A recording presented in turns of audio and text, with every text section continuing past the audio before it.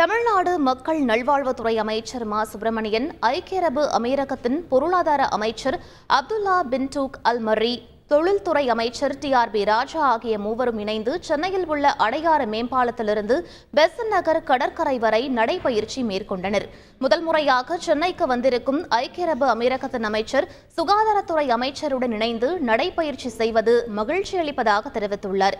மேலும் தமிழக அரசுடன் இணைந்து வணிகத்தில் ஈடுபடுவதும் கூடுதல் மகிழ்ச்சி அளிப்பதாகவும் தனது பேட்டியில் குறிப்பிட்டுள்ளார்.